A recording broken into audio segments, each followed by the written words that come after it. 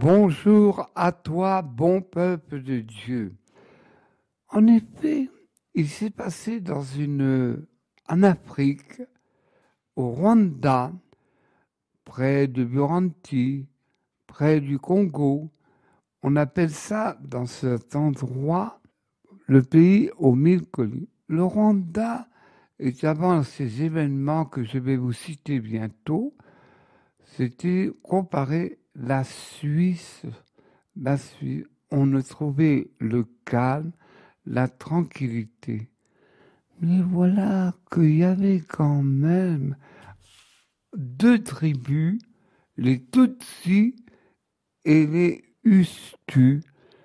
Il y avait des rivalités, il y avait des tensions. Mais on allait comme on pouvait.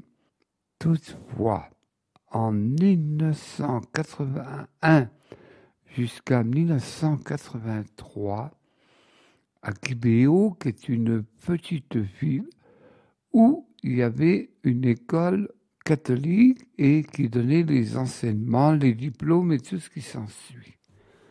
Mais voilà qu'apparut la Vierge Marie. Et là, elle apparut à trois jeunes filles que l'histoire a retenues, Alphonsine, Nathalie et Marie-Claire. Je ne vous dis pas les noms de famille parce que c'est difficile à prononcer, que les prénoms. Et là, Alphonsine vit la première fois une belle dame, mais on dit, tu veux te faire rendre intéressante, hein? Au début, on n'y crut pas. Mais petit à petit, ils commencèrent à y croire. Surtout une, Nathalie. L'Église n'a retenu que 3. Il y en a eu d'autres qui ont eu, mais ils sont restés à ces 3. Alphonsine, Nathalie et aussi Marie-Claire. Et là, cela nous est presque inconnu en France. C'est tout simplement pour vous dire que la Vierge Marie n'apparaît pas qu'au seul pays de l'Italie, de la France, mais dans tous les pays du monde. Et elle dit, mais cependant, le 15 août 1982, ils eurent, ces 3 jeunes filles, une vision terrible, surtout Nathalie. Elle présenta le génocide entre les Tutsis et les Hutus.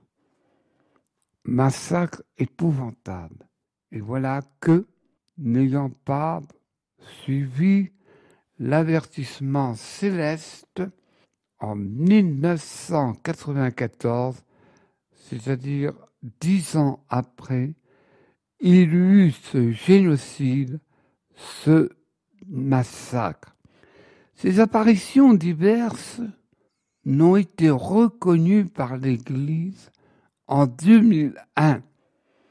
Comme vous le savez, l'Église est très sévère, car pourquoi ? Il faut donner ses fruits. Et en deuxième lieu, beaucoup de gens croient avoir vu par l'imagination.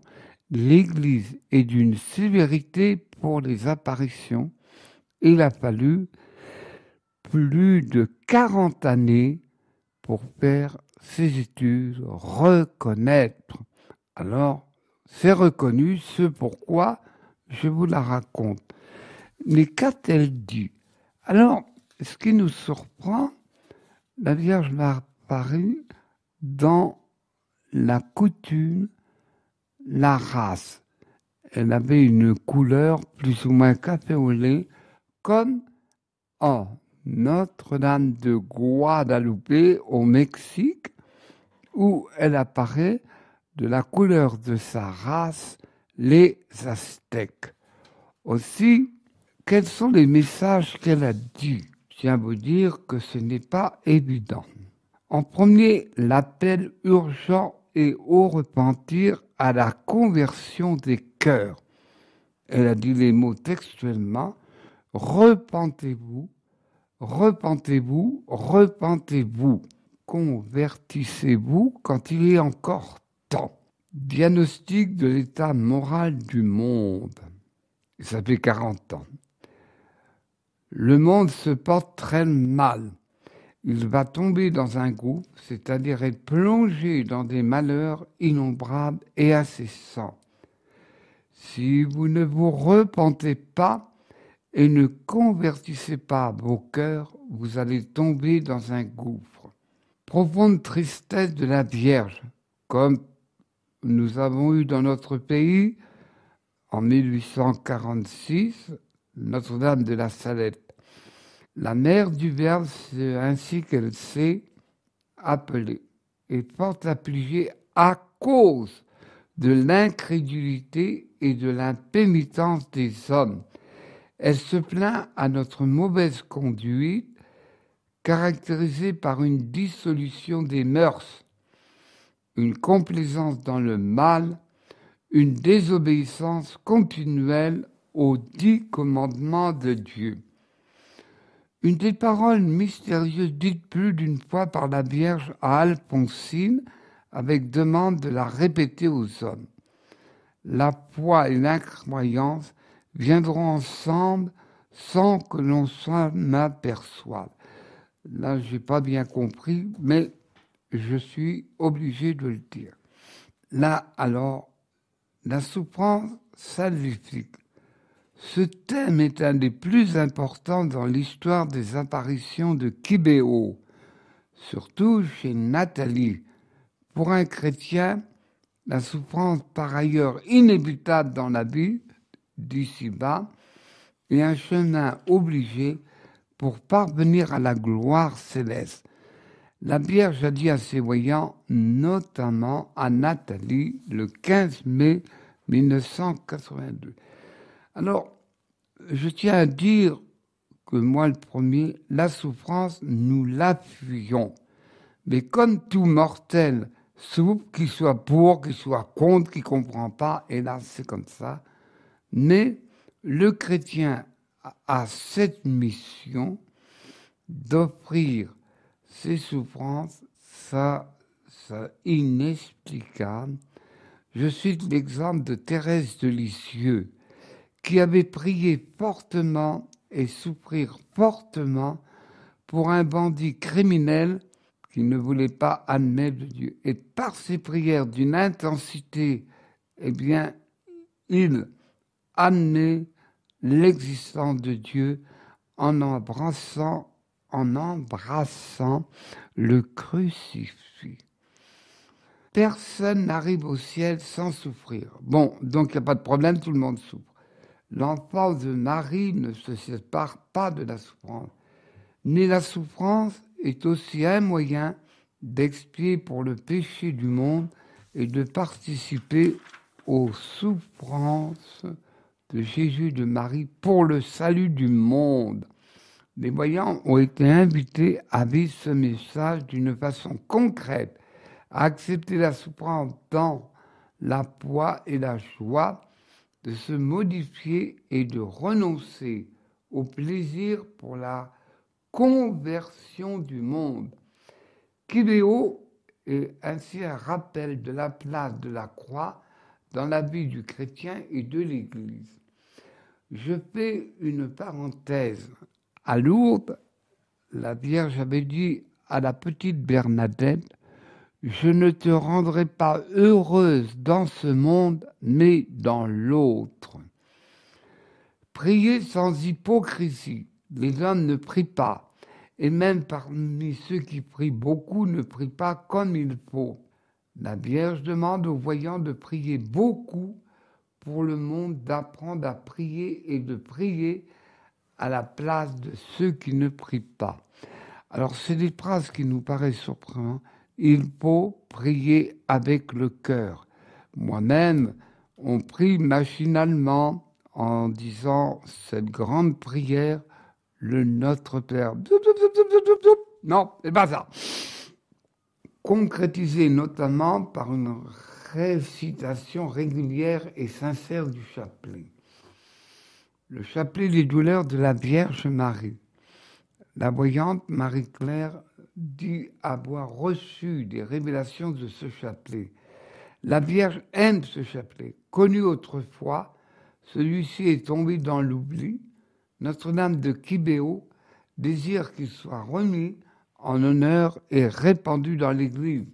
Mais le chapelet des douleurs ne supplante pas le Saint-Rosaire. La Vierge Marie désire qu'on lui construise une chapelle, comme elle l'avait demandé à Lourdes, en souvenir de son apparition à Kibéo. C'est un thème qui remonte à l'apparition du 16 janvier 1982 et revient à plusieurs reprises au cours de cette année-là avec de nouveaux développements. Priez sans relâche, car de grandes tribulations l'attendent dans les temps qui viennent. Les apparitions de Notre-Dame de Kibéo au Rwanda ont été reconnues officiellement par l'évêque du coin le 29 juin 2001. Alors vous me dites, oh ben Martin, c'est un peu pessimiste que vous me dites. Ça c'est juste. Mais toutes les apparitions, tous les avertissements sont donnés, tout est au conditionnel si. Pour l'affaire de Rwanda où il y a eu un terrible carnage, je ne donne pas la description, mais avait-il écouté l'avertissement? Bien sûr, comprendre cette guerre, ouh là là, on dit c'est en Afrique, c'est des sauvages. Attention, nous aussi on a eu notre part et actuellement on vit en plein dedans.